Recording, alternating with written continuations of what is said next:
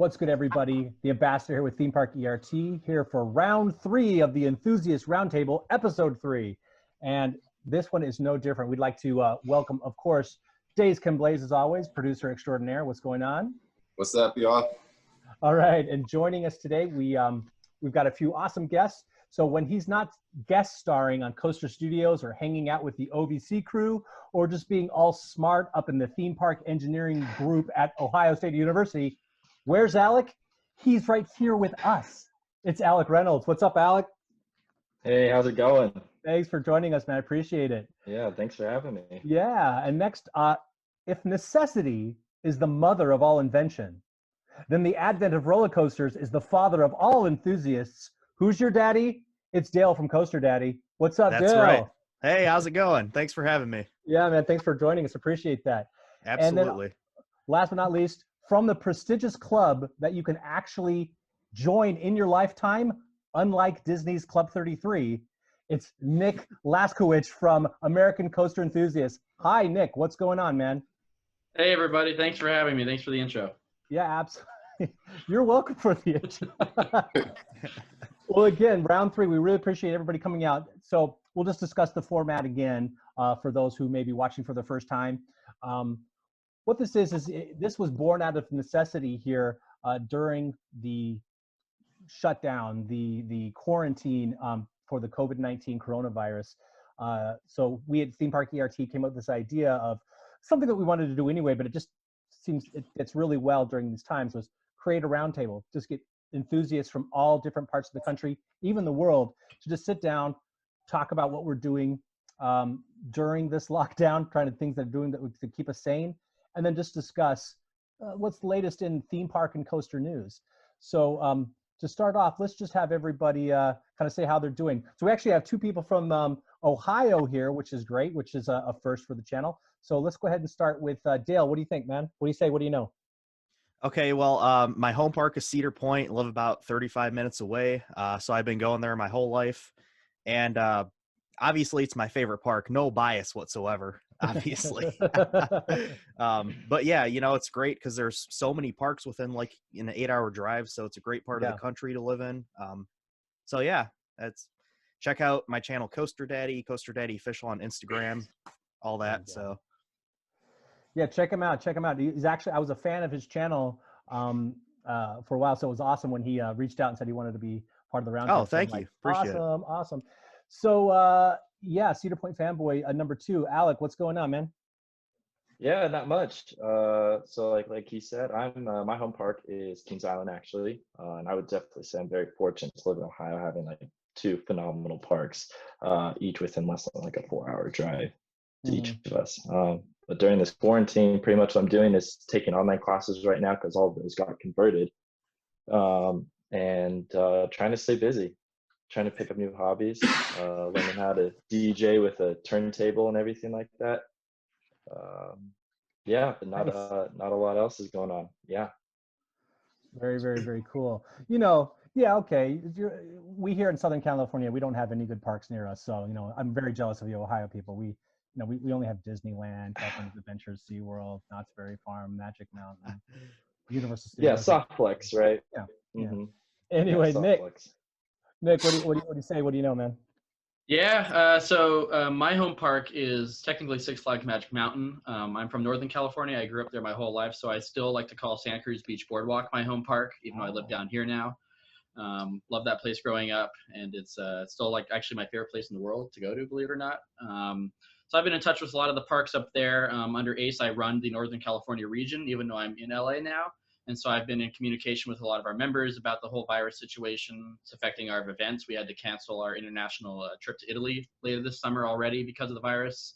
Right. And parks up in Northern California closed a little bit sooner than they did down here, but we're all locked down, which has given me a lot of time to work on all the ACE stuff that I have backlogged. So this is, I'm actually really enjoying this quarantine. It's been great. So there's 2 true winners of this quarantine. It's going to be Nick and then my dog, who's just so happy that we're home all day. So if there's 2 winners. And Daze, what's new with you, man? What's going on in LA? Nothing much, really. Bored, to be honest. Yeah. Really bored. Well, this that's point. yeah. But Just, how's your the models coming along? The coaster models. I haven't really got to it yet. Probably should. I need to. I actually just got another one in the mail, so that's what I was waiting for. I was waiting for the third one, and then work out, design a layout, and then get started probably on it. Nice. Do you want to give any spoilers of the ones that you're working on? Any spoiler as far as what? The ones that you've currently been working on. The coaster dynamics one? Yeah. Any spoilers? No, I mean, the only one I built so far was just the layout that comes with it. I haven't done any custom one yet, so Oh, I see. I haven't even started as far as that goes. So I need to get it going. Yeah. By the time I finish the layout, this thing will be over though with my look. Isn't that how it goes? Like for me, like there's been so many projects. Like I've like patched a couple holes in the wall at my house. We planted some stuff in the backyard. I've repainted things that I've been meaning to like paint. It's really funny. But that's what I need to do more.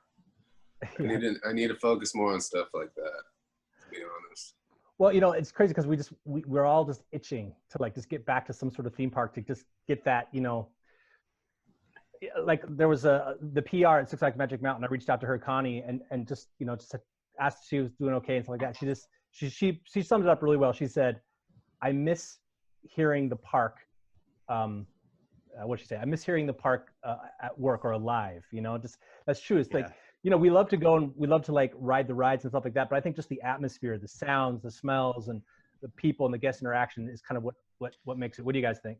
I absolutely agree. I think that, look, I've walked through, you know, empty parks late at night and stuff, and it's like, Sure. It's so weird walking through a park, you know, with nobody in it. And as nice as it would be to like have the whole park to yourself and ride everything you want, you know, that's everybody's dream, I think. But I think the atmosphere, you know, of having everybody there and the music and everything like that really makes a park.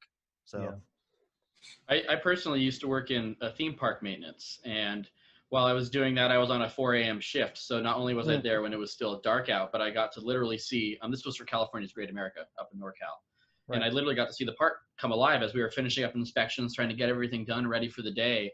I can't imagine even doing a job like that. And some of my friends are mechanics at theme parks, and they're all very limited. They're still sometimes being able to do some rehab stuff, but I can't imagine being there and just that part where the park doesn't open just doesn't happen. You know, there's off seasons in general for parks, but they're all closed, so it's weird. It's really weird. Alec, what do you think? Yeah, so I mean, I've been thinking about it a lot recently in terms of like construction and like some of those parks that operate year round. I feel like they're the ones that are suffering the most, whereas your seasonal, like regional parks, they're traditionally going to be opening around this time this year. And so it's like, you know, this might be an opportunity for them to keep working, but with all of these shutdowns and stay-at-home orders, you know, people aren't actually getting to the parks to continue on the projects that they have planned for that following year. So I'm a little concerned as well. Yeah. And it seems like that there are a few parks where there's still people working, and I don't want to condemn anybody's decision to have people work or to send people home. I mean, whatever, to each their own. But it's nice to see that, like, I know that New Jersey Devil seems like to still be. They're doing a track on that now. They're going strong. Looks awesome. So we're grateful for that. And let me just address that really off the top. The reason why we're not in the studio today is for that very reason. The studio that we were able to use last episode, and we'll be using in future episodes, my buddy Carden, he just wanted to kind of keep it quarantined for a little bit. And since we have all these people that maybe one person could have come into the studio, it made more sense to just do it this way. So again, we're grateful for everybody coming out. So let's start off this way. We've talked about this every episode, but it's just nice to hear other people's perspectives. What are you most excited to ride this year when things do finally open up? Or next year. Or next year. I'm supposed to be going on a trip the second week of June. I don't know if that's happening at this point. But I'm supposed to be going to Six Flags Great Adventure. Mm-hmm. If Jersey Devil is done by then, I'll be stoked to ride that. But I'm also going to Hershey Park. So I'm really looking forward to Candemonium and also riding Orion as well. So yeah, of course. Yeah. By the way, the track they did put up on Jersey Devil, it looks a lot taller than I was expecting. Yeah, it's wicked looking. I mean, it looks insane. It looks great. Would you say Might actually exceed devilish? my expectations now. Yes, very devilish. Boy. So I have a trip that's sitting in the abyss of uncertainty as well for Europe at the end of June, middle of July with the Taylor and the OVC game. Yeah. So I was really looking forward to possibly getting on Terran, but since that may not be a possibility, something that's a little bit more foreseeable would probably be like Iron Gwazi or Pantheon. Right. Yeah. Yes. Personally, for me, coaster-wise, was tentatively had a trip for Memorial Day weekend down to Texas. So I was hoping to get on Texas Stingray around then. Otherwise, when I interned briefly at Imagineering a couple years ago, and I worked on Mickey and Minnie's Runaway Railway. So I hoping to get out there at some point this year. That's probably not going to be as early as I was hoping it's going to be, but I'm a really, really big dark ride fan, probably as big of a dark ride fan as I am coasters.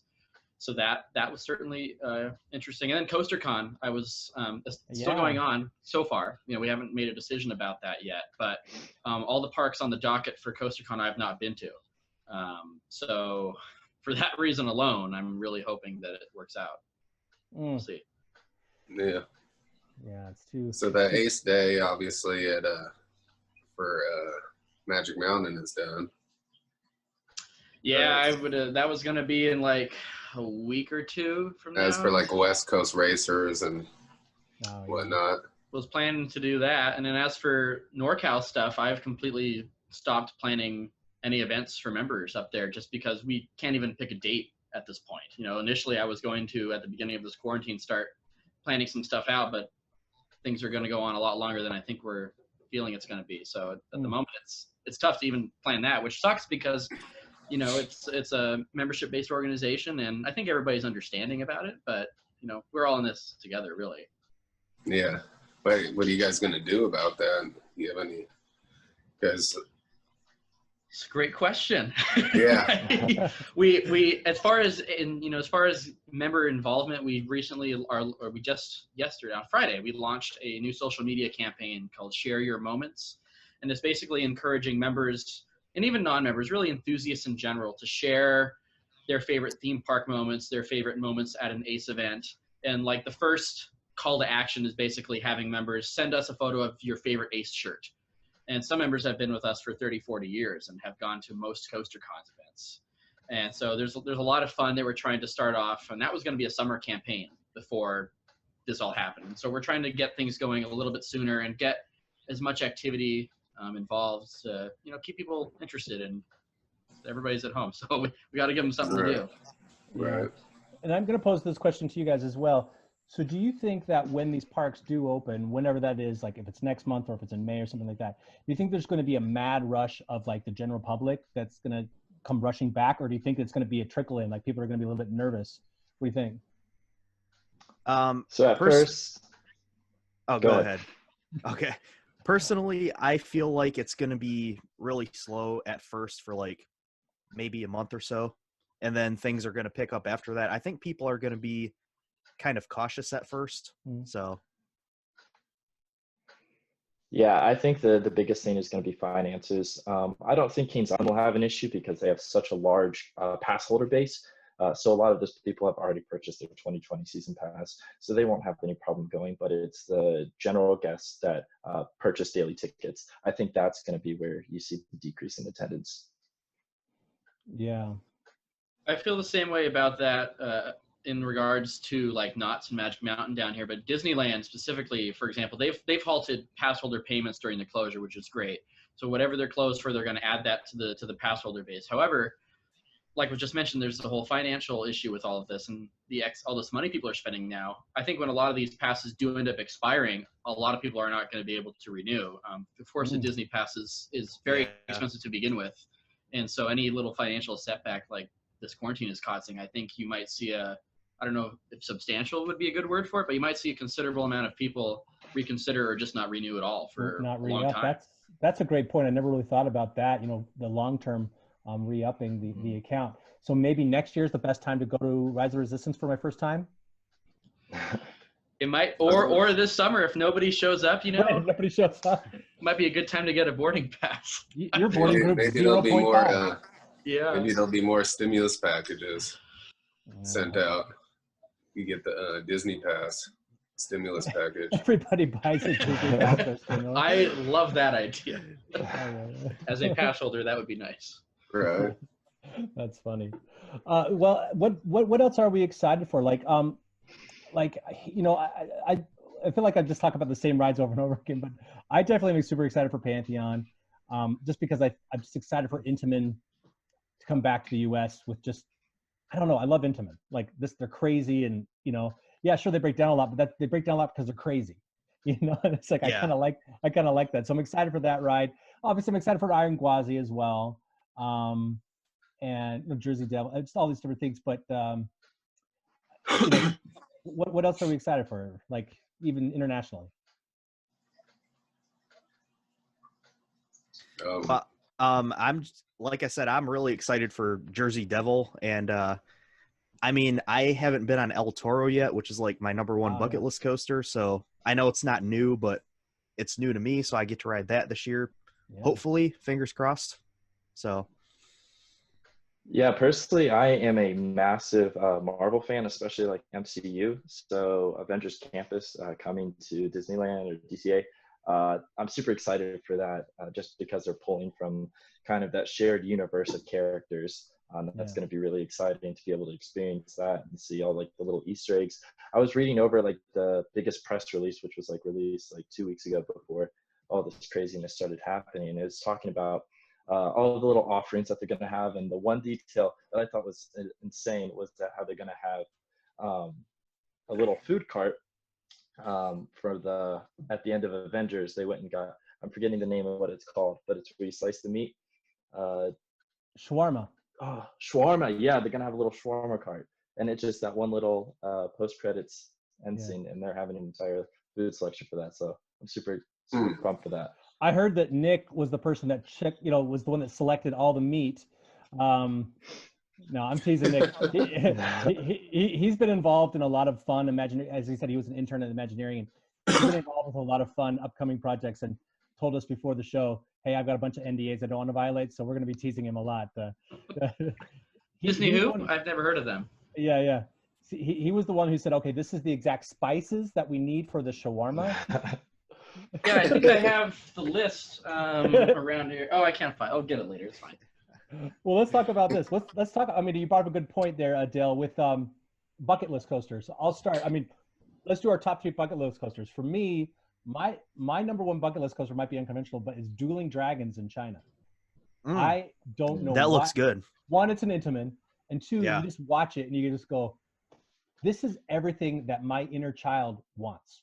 Like, okay, one thing about that is I've heard that it hasn't been dueling a lot lately, right? Which I think would maybe impact the experience, but it looks like a really cool ride. But in my bucket list, it's me and all my group of friends, including you. We get to ride that over and over again. Number 2 is I definitely want to ride the Voyage. I've never been to Hollywood World. I would love to ride the Voyage. And I think number 3, oh my gosh, I don't know. Maybe Age of Nika or the Dinosaur Coaster, Dinoconda. Yeah. Let's start with you, Nick. What are your top 3? So I'm a big history buff. I'm also on the History and Preservation Committee's race, so I'm part of the group that basically helps award the roller coaster landmark plaques every year, which generally are associated with the parks that CoasterCon is hosted at. Yeah. All that said, Leap the Dips, actually, being the world's oldest roller coaster, that was actually on another trip I was planning to ride this year, to go out to. So I would love to ride that someday. It's nothing crazy, of course, but for historical purposes, I would really like to do that. And then really anything at Europa Park or Phantasialand, I wanted to visit those places ever since my cousin went to Europa Park about 10 years ago. And I haven't been to any parks outside of the US ever. So there's a lot of parks I want to go to. Blackpool Pleasure Beach I've wanted to go to for a very long time, probably because it's in Roller Coaster Tycoon, to be honest. Alton Towers for that same reason. Nemesis has been a ride that I've wanted to ride for a very, very long time. And one of my friends grew up going to that park, and so he's raved about it for years. So there's a lot out there. Yeah. What do you think, Daze?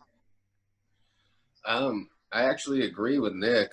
I really want to go out to Europa, Fantasia. But as far as, I still haven't been on Steel Vengeance. Still want to check that out. And then another one I want to get on is Wildfire. Out in, where is it, in Poland, I think? No, it's in Sweden. It's in Sweden. It's at Kjolmarden. Yeah, I'd love to ride that too. Yeah. Yeah, I just love how that coaster rides the terrain. That's what really draws me to it. Alec.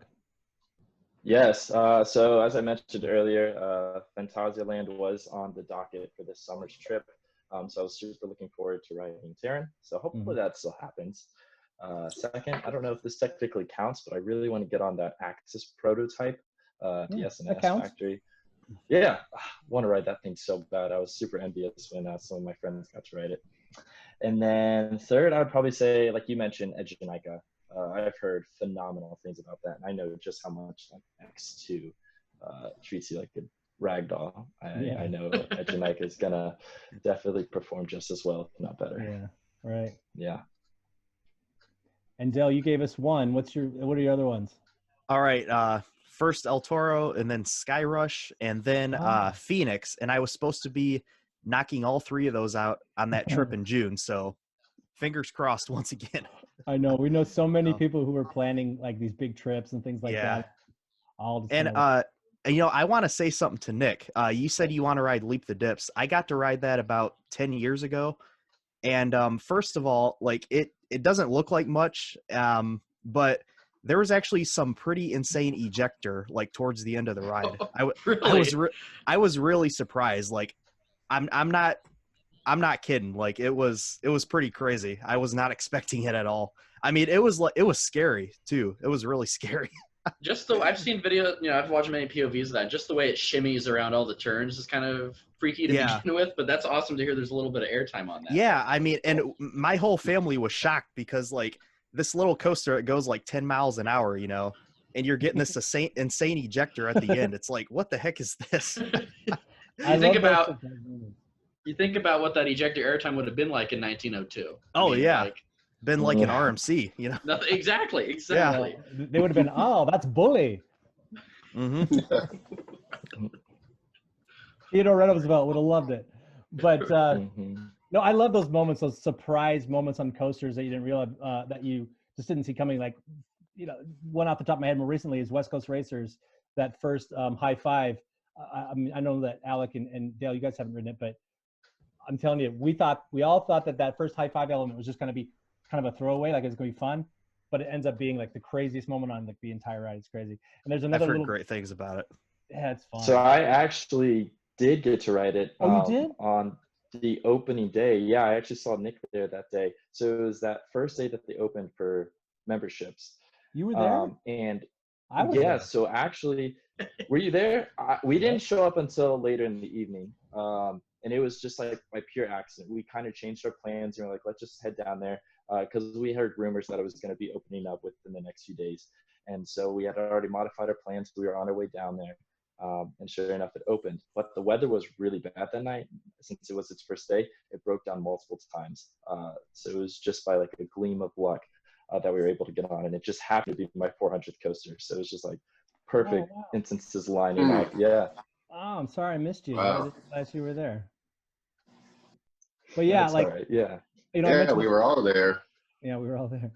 Another thing, I mentioned it last episode, another kind of surprise moment of airtime that I noticed is at Gilroy Gardens, the gem of a little park.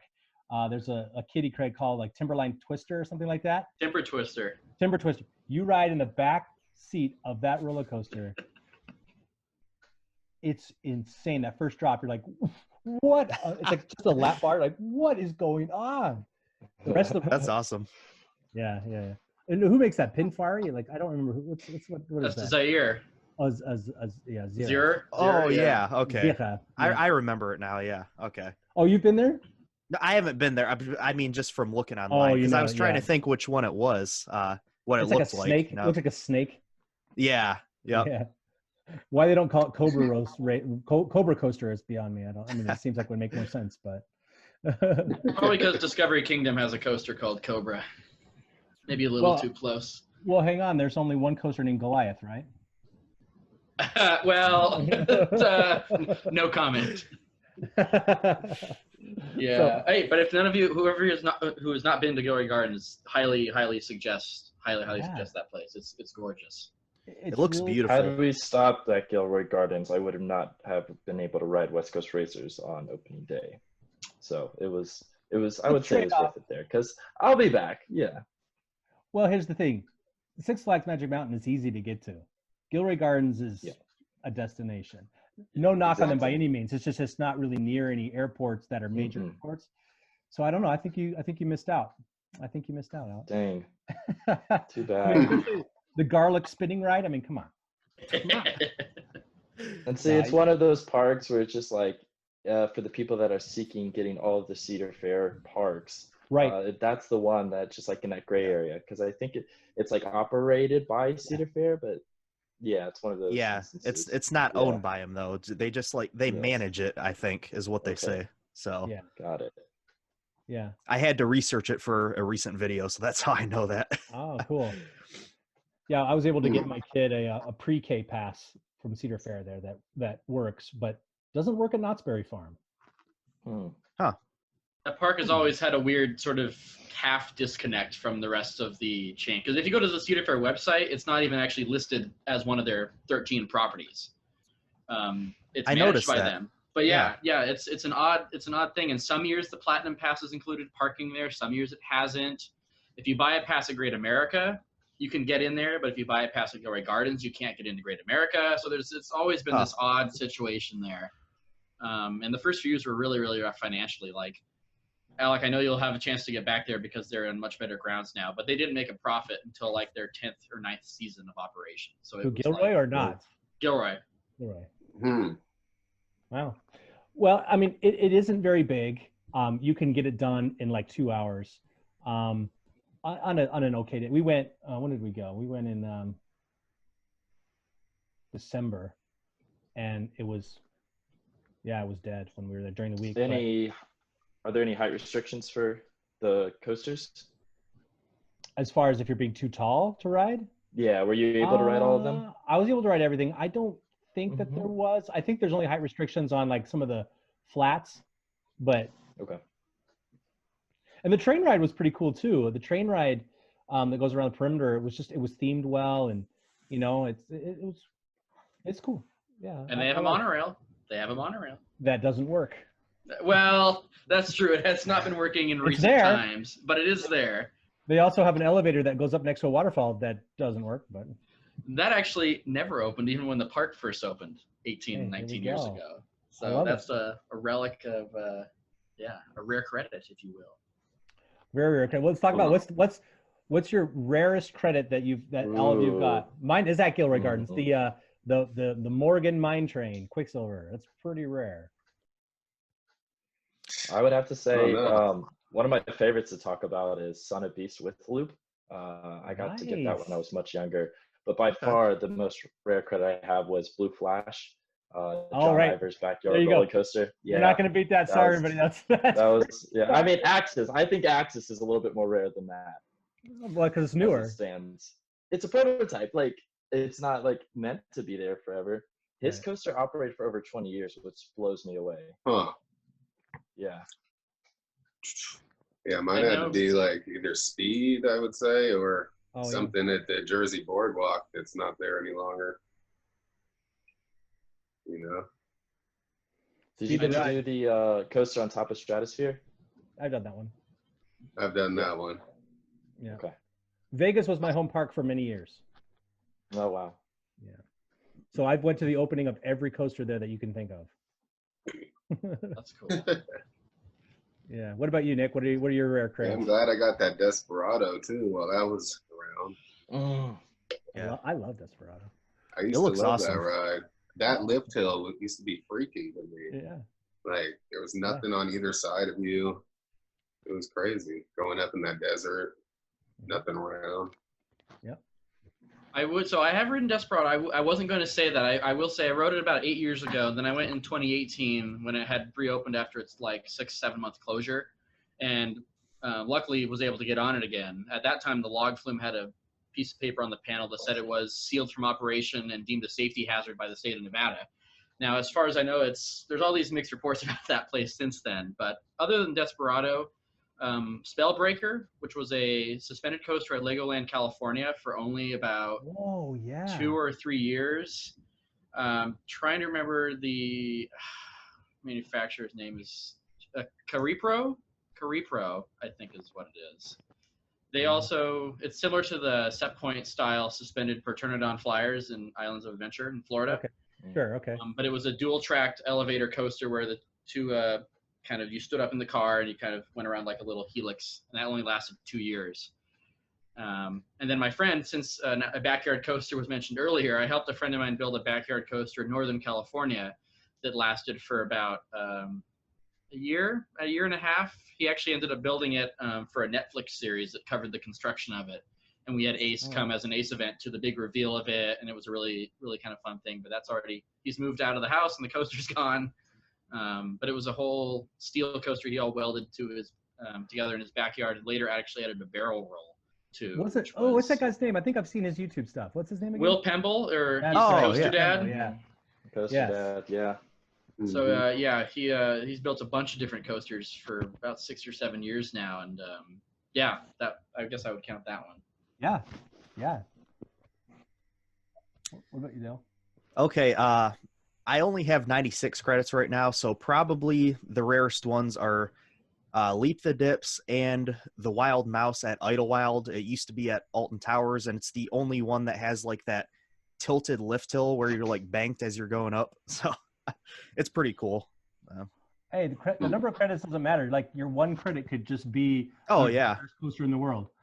Yeah, being an enthusiast, it's about the passion of it. It's not about like how many coasters you've ridden or anything like that. And I think people lose sight of that sometimes. It's all about having fun. So Yeah, no, I mean, look, my coaster count isn't very high either, but like, and my knowledge of everything, like I love it. Like people are like, oh yeah, well that's the B&M, blah, blah, blah, blah, blah. And it's like, okay, I mean, I like to hear it and I like to learn. I mean, I'm definitely a sponge. I like to learn, but I think it's just like, do you have fun writing it? Right. Yeah, exactly. Yeah. I think that's actually what's fun about this community, is that we all have sort of a different involvement, a different niche of it. Some of us like the history, some of us like the stats, some of us like the count, and we all share this information with each other, and we all respect it, and we all learn from each other. And that's one of the coolest parts about chats like this, or being part of the online community, is that we all have something to share that makes it a lot of fun. Right, and that was another big thing for us, because we're relatively, right now as of this recording, relatively small YouTube channel. We just passed 600, so we're grateful for that. Thank you for the 600 subscribers. But we realize that there's definitely people out there who have way more than we. I mean, Coaster Daddy has over 2,000. We've last week we had on Taylor from Coaster Studios, who's got almost like 150,000. We've even been able to interview Sean from Theme Park Worldwide, that has over 240,000. We're grateful for that. And so like for us, it's like we'll bring on somebody who has like 600, 500, 200 subscribers. Doesn't matter. As long as you're an enthusiast and you're cool and you have a nice perspective to bring, yeah, let's hear what you have to say. We're all in this. Everybody keeps saying the coronavirus, we're all in this together, but really the coaster enthusiast community, we're all in this together. Like we're not political unless it comes to Cedar Point versus Six Flags, or we're not political when it comes to hang time is not a dive coaster. But things like that aside, we all come from different backgrounds, and we all can, really we unite in our love of not only the roller coasters themselves, but just the theme parks, the dark rides, the flat rides, just the atmosphere, the food. And you said it right on, Nick. Like it's nice to just get together and talk. And that's why we thought these roundtables are really kind of important for everybody right now, and everybody who's watching and will watch this. We hear you, we love you, we hope you're safe. Just a bunch of nerds talking about roller coasters, sorry, can I say something just in case anybody needs to hear this out there? I saw this post on Facebook a couple weeks ago, and this girl was like, it was in a Facebook group, and she goes, can you still be an enthusiast if you haven't been on any coasters? And there was all kinds of different comments, but most people, including myself, were like, it's all about the enthusiasm and the interest of it and like sharing your love for it. It doesn't matter if you've actually even ridden any coasters. If you're into it, like, just go for it. Talk about it. Do whatever you want with it, No, that's a great point. That's a great point because, like, for example, like if you start getting to the nitty gritty of what makes a roller coaster enthusiast, is it that you've actually been on one, or who has the largest count, or are you an engineering student like Alec over here? Like, you know what I mean? Like, right. What, and it's all aspects of that. And with that said, Alec, what are some of the cool insights that you can bring as far as being a mechanical engineering student in the theme park enthusiast group of Ohio State? So I would like to say that I'm like very fortunate in the fact that I knew very early on what I wanted to do, and I've been able to maintain that passion all the way throughout my curriculum. And I would like to say that like Nick is pretty much like the consummate example of what you want to be at the end of this pipeline. He's just very involved. He's had internships, and he's been able to maintain like that enthusiast element. There's a lot of people that work in this industry that like the industry, but like they aren't enthusiasts. But the people that I find that I get along well with really well are like the people that are like diehard fans as well as the engineer. So I would say one thing that I'm very fortunate about as well is being in like a theme park engineering group. That's helped a lot. So many different resources and connections were made through having that outlet as well. Yeah, I appreciate what you said, Alec. I, as a mechanical engineer myself, I can certainly relate to that. I got into roller coasters when I was 5 years old, when my parents got me Roller Coaster Tycoon, and I decided at that age that was going to be my life. And to be able to have gone through college and then right out of college work for a company that does manufacturing for theme parks, it's really been a dream come true. And a lot of that I actually attribute to the community that I was involved with just as an enthusiast. Like, I don't think I would be where I am today without what I have done for ACE and what ACE has done and given for me. Like the opportunity, for example, to create a documentary on Aero wouldn't have been as successful if it weren't for the support of the coaster community, the support of my friends and ACE itself. So I think you hit it right on the spot there that, it's all thanks to everybody helping each other and supporting each other in this that makes it all worthwhile and everything. Right. And we at Theme Park ERT are very grateful for all you as enthusiasts as well. Our channel started out as being just that. Like, we're enthusiasts, but we wanted to highlight those enthusiasts that we look up to. And we want to interview you guys and bring you onto the roundtables to just highlight you guys. So we appreciate all of you coming onto the show. So we're about to wrap it up. Is there any last words that anybody wants to say? The last round of words what we all said were very inspiring and great, so I don't know how we're going to top that. But let's start over with you, Dale. Any last words? Okay. Plug your social medias as well. Okay. Coaster Daddy on YouTube, Coaster Daddy Official on Instagram, Coaster Daddy on Facebook. But I have something really positive, I think, that I would like to end, the show on. This is not confirmed in any way, but I saw a video yesterday that supposedly there's a rumored buyer for Indiana Beach that has been looking at the park, and there's actually been activity going on there.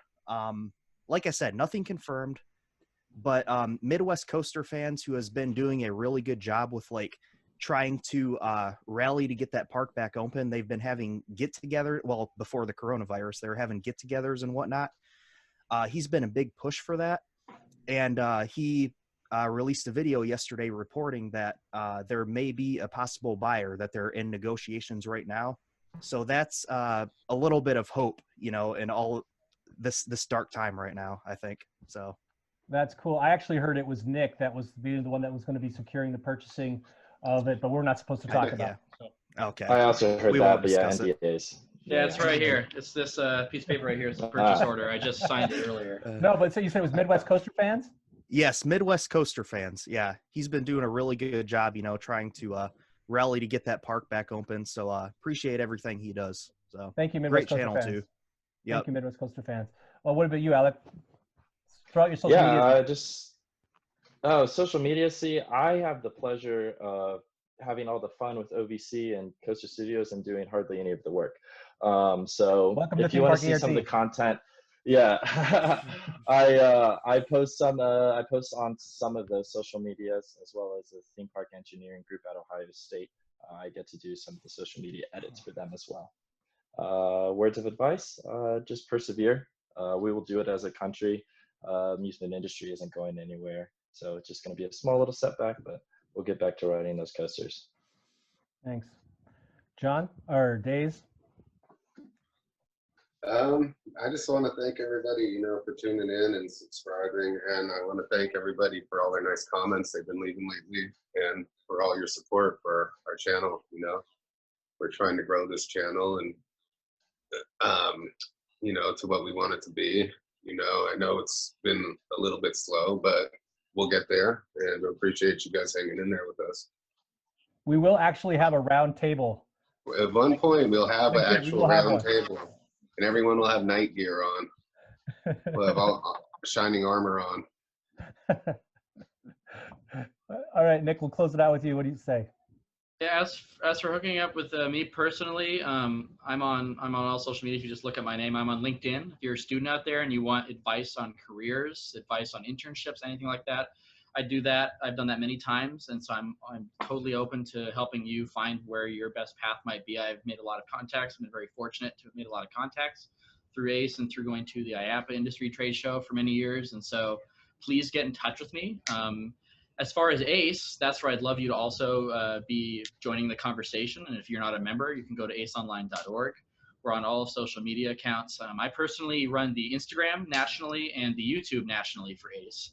And we're working on rolling out a bunch of ways you can interact with us more directly on Instagram and YouTube right now, given this whole quarantine situation. So look out for all that coming up soon. And yeah, join ACE if you're not a member. We're a really great, fun family. I joined for the coasters, but I stay for the family.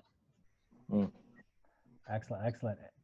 Well, we're just about out of time here. We're grateful that we're able to use this platform, Zoom, but they only give us a certain amount of time that we're allowed to record. But we're so very grateful that you guys were all able to join us virtually. This is the future. I love it. So on behalf of Nicholas Laschkewitsch with ACE, and Dale, the Coaster Daddy, Alec, the Iron Man right there. I know I'm pointing, I'm not supposed to. He's probably somewhere different on my screen that's recording. So he's right here on my screen. That's the one that's recording. But and of course, Daze Can Blaze. I felt like the Brady Bunch right now. This has been the Ambassador, and this has been your Theme Park ERC. No, another thing I haven't heard about is like Dollywood or Silver Dollar City. Like, what do you guys know about what's happening with them? Because are their seasons? The season is about to open normally, right? What's going on there? The last thing I heard was probably roughly 4 or 5 days ago, where Dollywood also closed the Dreammore Resort, and they pushed back the opening even further to at least mid-May, I think they said, till sometime in May now, because initially it was just through the end of March, so now it's May. Wow. So if you remember back when all of the parks just started their initial closing, starting with like Disney, and then everyone followed suit, that was actually, that weekend was going to be their opening weekend. So they ended up actually not opening. And I knew they were supposed to have a media day announcement for their next largest expansion ever. And I think they've just thrown the brakes on that, and they're not going to announce it until they reopen. Now, I know I saw posts on social media. They did open for 1 day. Was that just like a pass holder preview or something? Because there were people there, and they were just open for that day, and then they closed the next day.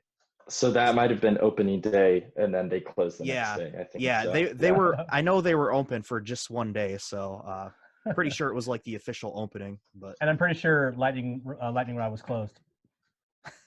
Probably. Probably was.